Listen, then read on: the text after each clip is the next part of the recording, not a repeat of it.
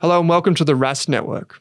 What you're about to hear and see is limited to general financial information only. Please be sure to speak to your financial planner or refer to our financial services guide available at rask.com.au/FSG before acting on the information. G'day, welcome to the 2 Cents episode of the Australian Property Podcast. I'm Pete Wargent and I'm here with Bates. Chris, how's your week been? Pete, life's good here, mate. Poor boy was in hospital last week again with RSV, which wasn't great, but no, we're all doing well. It's lots going on with a new rebrand and a whole merge going on, which is launching next week. So that's keeping me busy. And it's been a bit of an interesting start to the property market, I would say. There's definitely some urgency there, and buyers are absolutely trying to transact. But, you know, we just saw in the AFR today, some suburbs have got ridiculously low supply and other suburbs have quite a lot of supply and listings. And so depending on where you're looking in Australia, it's lots of different stories. So how you been? What's been happening on the ground up in Brizzy way? Yeah, sorry to hear about the family issues. Hopefully that gets fixed up. We've had some crook kids as well, actually, past week or two, different issues, migraines and whatever else. So, yeah, It's all been happening. Brisbane is really firing this year. Just low stock levels. We've got over 20 live engagements. So all of our buyers agents just flat out, basically. I did see, though, Owen was saying during the week that he's been tracking some properties down in Mornington and just not achieving the same prices from a year or two ago. I think there's various reasons. I think land tax has been an issue for people with second homes in Victoria or investment properties. And I think as well, there were some wild prices being paid at the peak of the frenzy as people were getting out of Melbourne, and maybe that's reversed a bit. So, yeah, it's a bit of a mixed story around the country, I guess, but certainly Brisbane and Perth and some other parts of the market are really pumping up, and big auction clearance rates in Sydney on the weekend. So, maybe a bit of a downer in Victoria at the moment. I think various reasons. I think land tax issues and net debt levels at the state level have been very high, and I guess quite a few sort of anti-landlord policies, I guess, are just creating some issues down there. But I guess the demand is so high for rental property that it's got to come from somewhere. So, yeah, all happening. And I think that's a lot about our episode today, right, Pete? So, obviously, if you haven't tuned in before 7 a.m. on a Sunday, we hit your podcast player and you can enjoy your Sunday coffee with us if you choose. We usually cover 3 stories. So what are the 3 stories we're going to cover this, Pete? Because they do link into that Victoria and this whole discussion around zoning and how that affects supply and demand. So what are we going to chat about? Absolutely, yeah. So the first story this week, office assets tanking globally. So this is something that's really rumbling along all around the world with the shift towards working from home. So we're seeing some enormous declines in office valuations in some of the global markets, Canada, US. I think Australia has been somewhat insulated so far, maybe by high population growth, but I guess there'll be some write-downs in the post. So we'll take a look at what's going on there and whether there's some risk of bank loans going bad and possible contagion.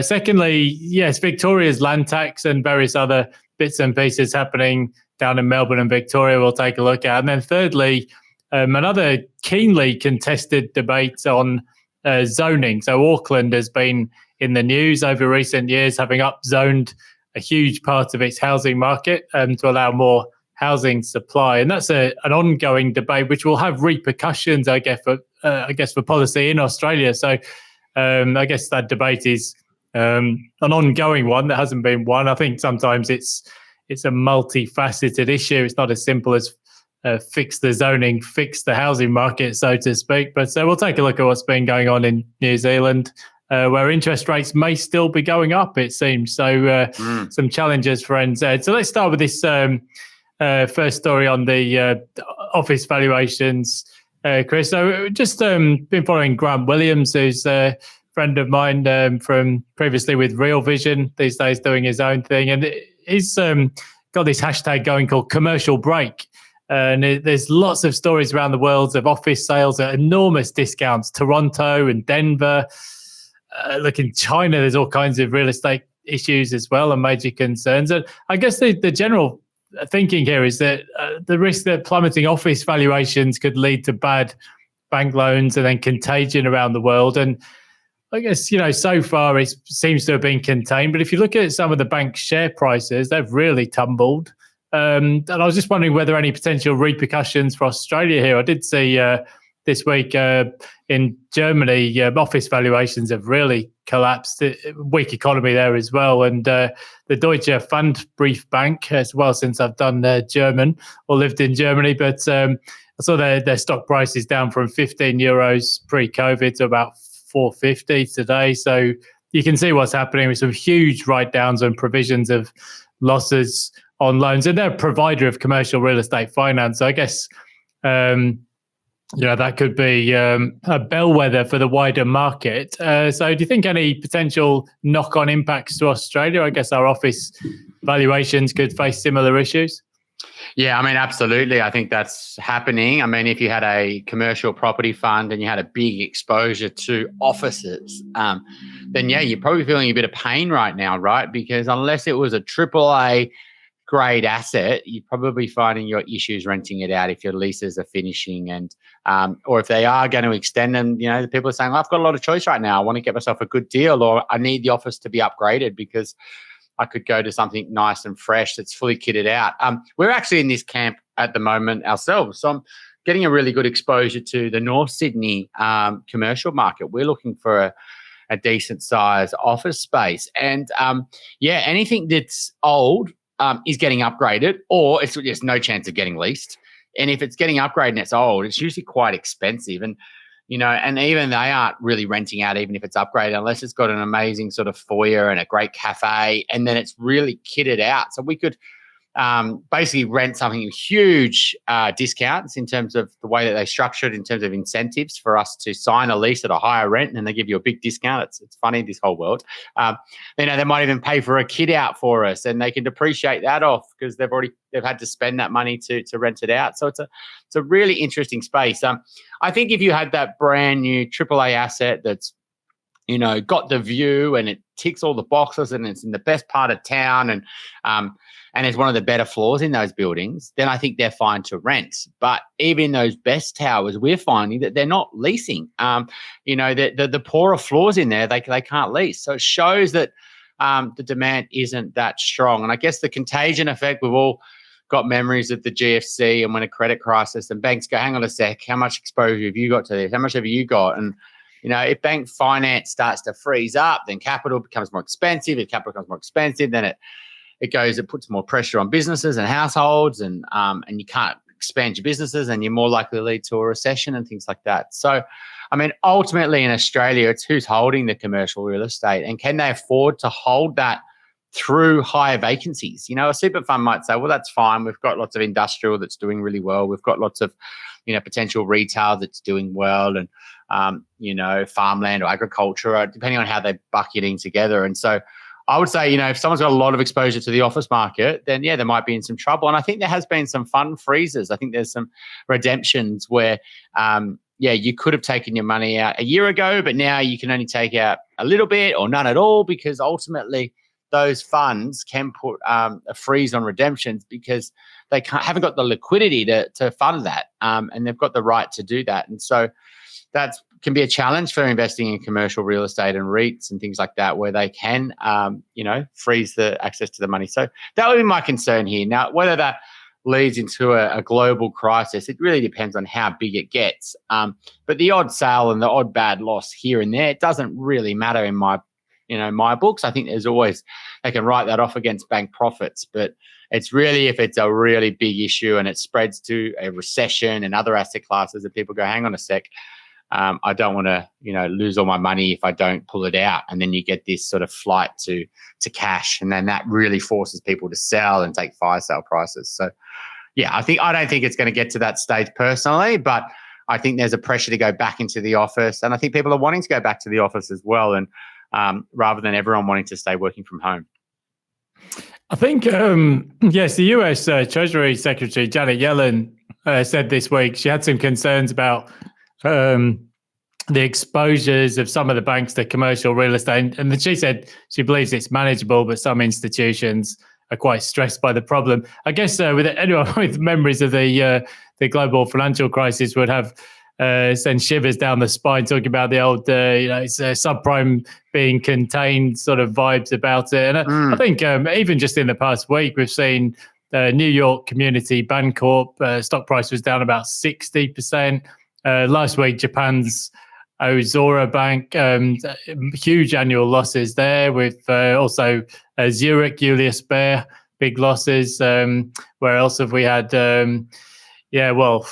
Basically all around, especially in Germany, with some big exposures to US real estate. So I think that's really the concern, is if this starts snowballing into sort of bank contagion. I think within Australia, I mean, funnily enough, we've been looking at some office space in Brisbane with prices down. I think, yes, as you said, I mean, if you think back to the apartment oversupply in Brisbane 6 or 7 years ago, what happened? Rents fell a bit.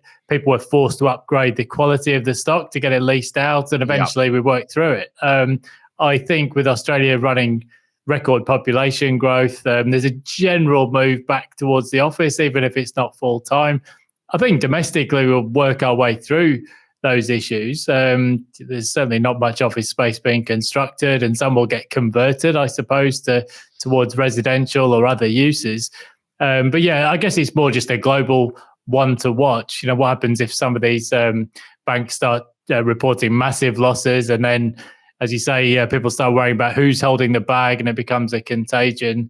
Because I mean, that's something we saw 15 years ago or so, and Australia's banks these days are among the best capitalised in the world, if not the best capitalised. But globally, well, I mean, this is the thing, right? There's been a shift away from the office, and there's going to be some big losses to absorb, and definitely one that policymakers will have to watch. Yeah, absolutely. I think there's always a story, though, where people can latch on and say X, Y, Z is going to lead to Y, in the property market. And so I think there's always, issues around the world. I would say this is not going to be a huge one in my view. I think it's, if for some banks that maybe got an overexposure, but I don't think it's a widespread, commercial issue, because a lot of these funds are doing well in other parts of the commercial market, right? So they usually got diversified funds. Maybe their infrastructure and their is doing well versus their offices, for example. Certainly, I think people are more attuned to the risks after 2007, 8, 9. But there could be some pain there. So let's have a look at this second story. Victoria land tax woes and other bits and pieces going on down there. So Victoria in the 2024 state budget recorded a big rise in net debt, and particularly interest expenses in the state budget have exploded higher as interest rates trending higher as well. And I think obviously the state will be looking to find ways to balance the books over the next few years, and partly that's through taxing landholders. And even now, properties with relatively low land values are going to get captured by the new annual tax. So I was wondering whether this might cause some property investors to look at other states, and in turn, therefore, rental shortages for Melbourne. I know Melbourne is looking quite seriously at build-to-rent solutions. I was interested to see late last year, one of Australia's leading property buyers agencies, Propertyology, announcing it would just boycott investment in the state of Victoria, with the not because of the rising debt or the lockdowns or anything like that, but more just because of a series of policies that have just made it harder for property owners and for investors. So for annual taxes, also things like changing in tenant rights, and just a general, I suppose, sort of anti-investor vibe down there. I think you've got Victorian property like I do, Chris. Are you seeing any potential issues there?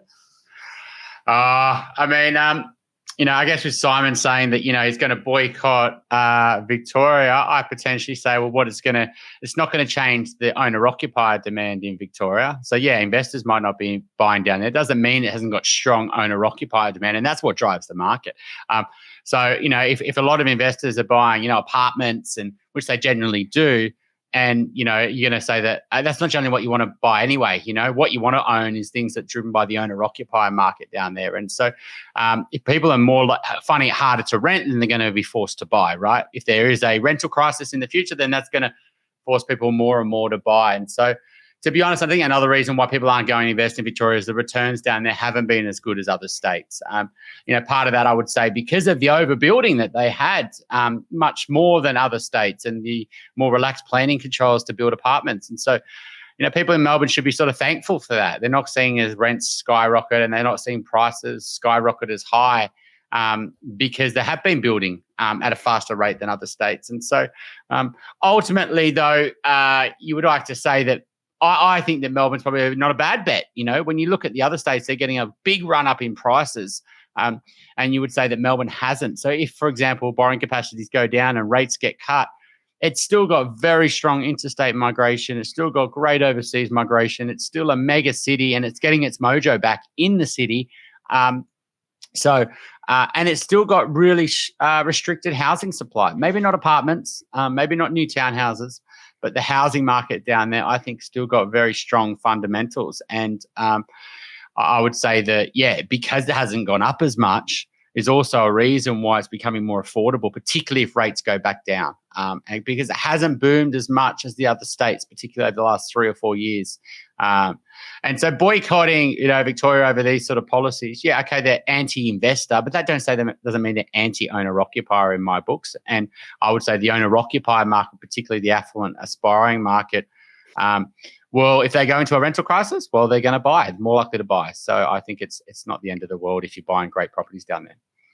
There's certainly an equilibrium thing, isn't there, where no one of the capital cities continually outperforms. And in fact, if you go back over a number of decades, the performance is much more similar than different. And I guess that reflects, like we've seen in Western Australia in recent times, the cheapest capital city became Perth, and then more people will look at Perth. It's just the way it sort of balances itself out over time. And I think even mathematically, it wouldn't make sense for one capital city to keep outperforming, because if you project that out over a very long period of time, the numbers quite quickly get stupid. If you're going to invest in Victoria, a couple of things to watch out for: annual land tax, even for relatively low value properties going forward, and also short stay accommodation. The change to the tax on rental income down there. So and obviously vacant properties as well was another thing that got targeted. So lots of ways that Victoria is looking to balance the books, because there was obviously one of the longest lockdowns globally, but also the budget was already on a sort of pretty ordinary trajectory, and net debt has really skyrocketed there. I think if you think back, it's not so long ago, New South Wales had its own issues and addressed that through asset sales and some other policy changes. So not irreversible and nothing too much to worry about, but there will be some changes to keep an eye on down there. So, Chris, third story this week. But just Auckland, on that, Pete, while we're there, sorry, the around the where it could make an issue is, which we were talking about at the start of this podcast, around Mornington Peninsula, right? So that because they've taxed vacant homes, which a lot of people have got them vacant, their second homes. And secondly, there's a huge land tax on sort of investors, right? So, the person who had their, house in Brighton or Hawthorne, and then they had their weekender down at Sorrento or Portsea or, Mount Martha, etc., or Mount Eliza, that situation's less desirable, right? And so if it's not going to be your home, then is it worthwhile having an investment property down there? Or if you're going to have vacancy tax and you're going to have huge land tax bills and things like that. So that's where I do think it's really, and also the Airbnb's targeting that market as well. But counter-cyclical, you'd like to say that's getting factored into prices right now, because more likely people are saying, well, if I've got to pay this over the next 10 years, I might as well just get rid of it. So you're probably seeing a bit more stock on the market now, and people offloading because of this tax change. Rather than offloading in 5 years and paid all this tax. And so I would say, counter-cyclical, you probably got better buying down there. And that's when you'd want to buy down there, because you wouldn't want to buy down in Mornington Peninsula in 2021 market when it was chaos and everyone was trying to escape Melbourne. The other point to that is we've actually had a couple of clients in the last month or so that have moved to Melbourne, that are Sydney-siders, that have gone, look, I can't afford to get what I want in Sydney. I've got strong family ties back in Melbourne. I do like it down there. I like the people. I like the culture. I prefer to live in Sydney, but I'm going to get myself a nice 2-bed apartment For that money down in Melbourne, I get myself a really nice house. And work prospects are really strong. The Melbourne economy is not, for example, like other cities where maybe it's a little bit heavily weighted to certain industries. It's a very big, broad, employment hub down there. And so a lot of people can get just as good job opportunities in Melbourne as they can in Sydney, for example. So they're not taking a job hit, and they can get housing affordability. So I think it's pretty, to say anti-Victoria is a pretty big call. When I actually think it's one of the strongest cities in the country and has proven that over the long term. So, but I would say it's absolutely more towards the housing market down there because of the relaxed planning controls, and more the inner ring where it's true scarcity. Is that sort of what lines up to your thoughts, Pete, or are you a bit different? It is, yeah. I mean, it was, when you look at it, if you project the numbers out long term, Melbourne is expected to be by far the largest city in Australia, massive population growth, which we've actually seen over the past decade anyway. I think, yes, there's always pockets where you'll get overbuilding. We saw that in the previous cycle, and I guess with build to rent, we'll see that again. I think, yes, it was Owen's tweet that caught my eye. He said, went down to a few opens this week on the peninsula. He said all of the 7 real estate agents were struggling to sell properties. At one firm that had only one unconditional bid in 12 months, and all but one property had cut down listing prices. He noted one where the price had fallen from 2.9 million 14 months ago to 1.75 to 1.95 asking price. Now, in context, if you haven't been following some of these things, for those of us who live regionally, there was a period there during the lockdowns where people were just buying stuff without even visiting it because, well, there were restrictions on travel. There was a mad frenzy to try and buy stuff coastally or out of the city. And we saw the same thing, Sunshine Coast, where stuff would be listed and then sold without even people inspecting the property. And now we're seeing the heat go right out of that, plus the land taxes and vacancy taxes haven't helped. So I think you're right, though. If you stick to the fundamentals, Melbourne's got enormous population growth projected, record population growth right now, in fact. And it's a time when building approvals for Victoria are at the lowest level in over a decade. So I think the fundamentals for sort of middle ring suburban housing are very, very strong. It's just you've got to be a bit careful about what you do. Yeah, and I think what we're seeing in Sydney is people are absolutely going back to Central Coast and north of Wollongong again. In 2024, we sort of said it cooled off in 23, but they're already thinking in 2024, I'm not going to have much luck to get what I want around the city. And I've got really strong competition. And should I miss this window before rates start to get cut? And do I go, well, I've tried to buy an apartment and then actually, no, I've missed out on that. And then I have to go to Central Coast anyway. And so I would say the herd's already starting to shift into Central Coast and north and Wollongong again. And I would say probably the same in Brisbane, Pete. So higher prices in the capital city, the sort of ripple effect forces people to make compromises. And so if they can't get what they want where they want to live, then they look at alternatives, right? And so in Brisbane, and you've probably seen people start to escape up to where you are, up around Noosa. You're starting to see probably people escape a bit further south down to Gold Coast because they're missing out in the Brisbane market. And they're saying, well, I want to get something that really suits my family. I can't live in the area in Brisbane I want to be, but where other in Australia, but it's commutable. And so the same thing will happen in Melbourne. Once that market really starts to run in the inner rings, people will go, well, I've got flexibility with work.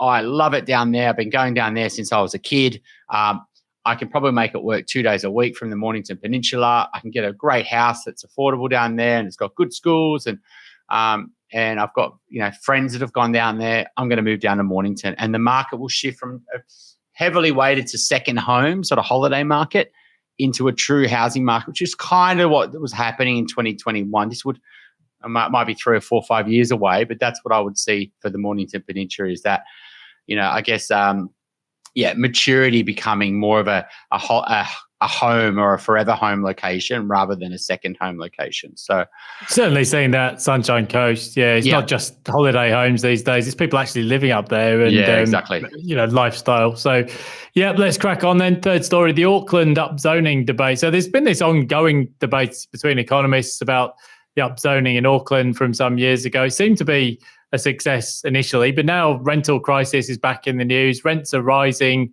up about 5% over the past year and back at record highs for Auckland. So it'd be interesting to see what the outcome will be from this and who wins the debate, because there'll be some implications for Sydney and Melbourne policy going forward. I think there was an interesting story in stuff.co.nz with real estate agents saying they off-the-plan sales have dried up to basically zero in Auckland. I think people are once bitten, twice shy.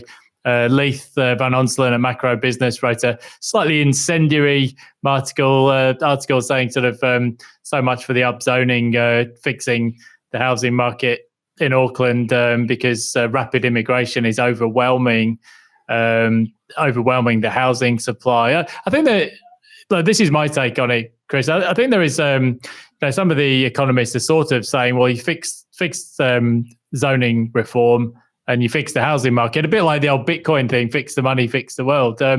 In my experience, certainly we've seen this in Brisbane. I think the zoning and supply parts of the reform, that is one piece of the puzzle, but there's definitely a cyclical element to this too. I think if you look at Brisbane, there's no shortage of places where you could build tower blocks and units. But what happened in the previous cycle is we got an overbuild, rent started falling, people got very twitchy, and then the developers very quickly just sold off their excess sites. The big developers, the sort of Mirvac and the Lend-Lease and those sorts of guys at the big end of town, they just sold off some of their development sites, places like Newstead where there was big overbuild. And then population growth eventually absorbed the excess stock, and rents are actually up over 50% now in 3 years, asking rents for units in Brisbane. So I think, no doubt, I think over the long run, an upzoning across the city would actually sort of bring a new equilibrium, I suppose, where rents and prices would be lower than would otherwise be the case. But I still think there's a cyclical element to all this as well. And it's multifaceted, I guess, is my take. Yeah, I mean, I think there's it's an interesting one to follow, to be honest, because this is something similar to what you would argue that Chris Minns in New South Wales is starting to push. A real upzoning or a total upzoning across our city is what the Yimbys want, I guess, across Sydney. And if that's at the not the consequence of nature and trees and things like that, they definitely want to keep the city green. But they don't mind if a beautiful heritage house gets knocked over within reason.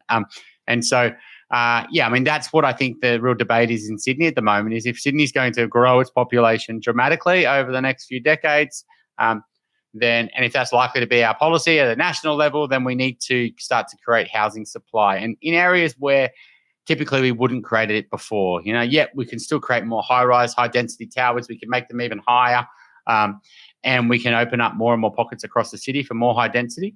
Or do we make it more mass rezoning around train stations? And maybe they're not 15, 20 stories high, but maybe they're 6 to 8 stories high. And maybe there's, approved designs for townhouses and low density that can be rolled out much faster through planning reforms. And so I think that, ultimately, though, I do think that is a big part of the story is the restriction on supply. It does give, particularly at the older end of the market, I think if we could release a lot of supply that suited downsizers, I do think we could see them move out of their houses a bit more, because if the accommodation was there for them to move into them because it really suited their lifestyle, around the local shops and the train station, and bigger apartments so the grandkids can come, and maybe garden apartments so they can have a dog, and very low density with great privacy, then I think that people would downsize from a house. The maintenance and the hassle of owning the house. Unfortunately, a lot of people just stay in there because they can't find an alternative. And so,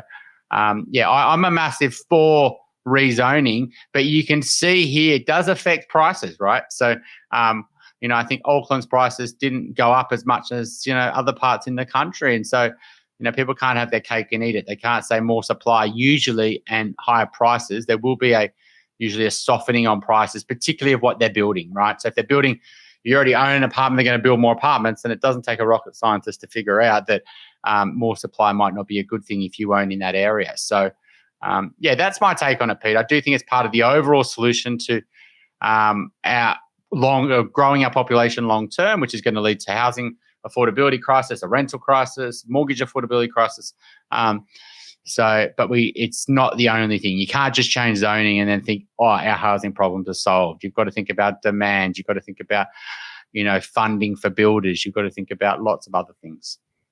That's right. It's interesting to follow the debate. It can get quite snarky sometimes. And there's definitely a reticence to talk about immigration and population growth, which is obviously one of the factors. It seems supply and demand is always a thing in economics, except when it comes to housing markets. For some reason, it seems to be off limits, that part of the debate. But I guess I think population growth will find its own level again once the international students are all back up and running. I think there has been an issue in Brisbane in recent years. Howard McLean pointed this out on socials, on Twitter this week, actually, with the townhouse ban in some of the inner suburbs. But I think it would be quite wild, I think, if we were here 6 or 7 years ago to be thinking that Brisbane would be talking about a lack of places to build, because we had such an oversupply of units for a while there. There was units going up all over the place in so many of the inner suburbs in particular.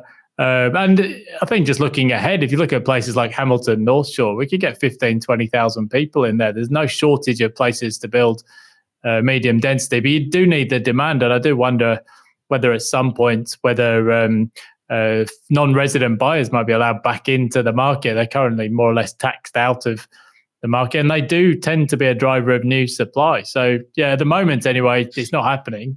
And I guess the sort of next big build might be a couple of years away, because at the moment, building approvals are running around the 10, 12-year lows. So, but overall, I guess, Chris, the housing market off to a surprisingly buoyant start. This is something you picked a few months ago. I guess there's that pent-up demand over the last couple of months where people have been busy doing other things, and now people are starting to look, and stock levels are still pretty low overall. And certainly in pockets of the market, it's pretty hot.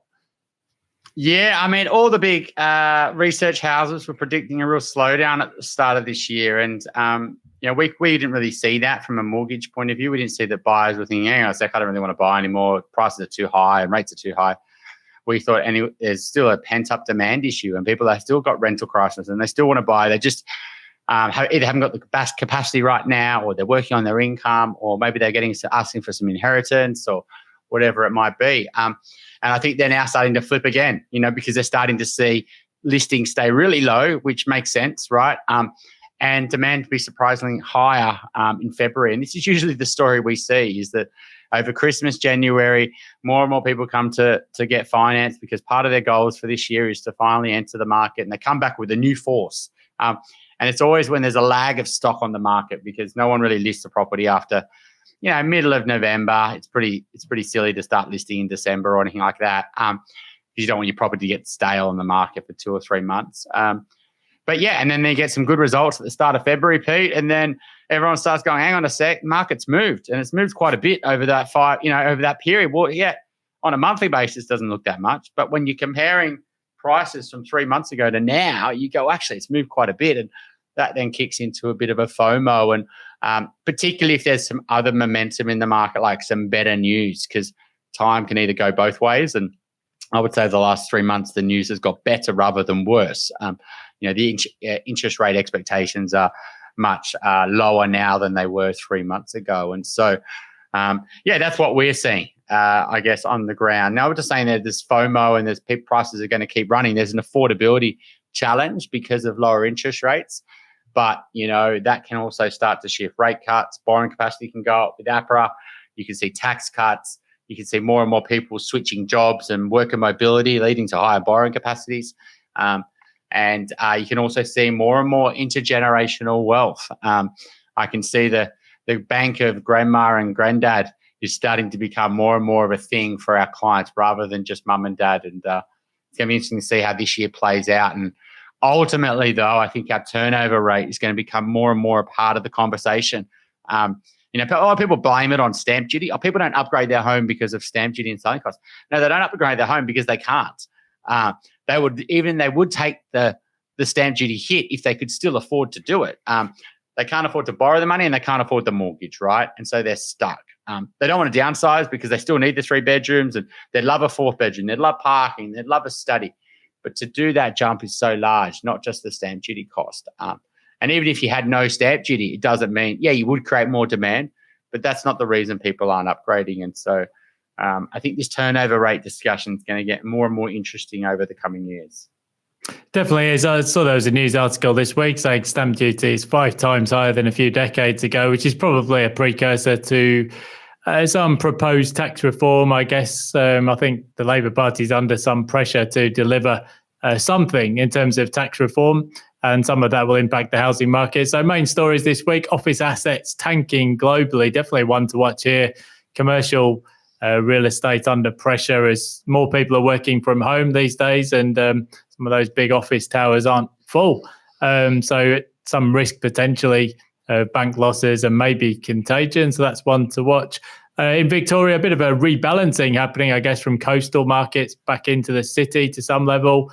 Some price drops in the coastal markets, like on the peninsula, as Owen pointed out. And then thirdly, an ongoing debate about upzoning. I think this will be a big part of the housing market story over the next decade, particularly for Sydney and Melbourne.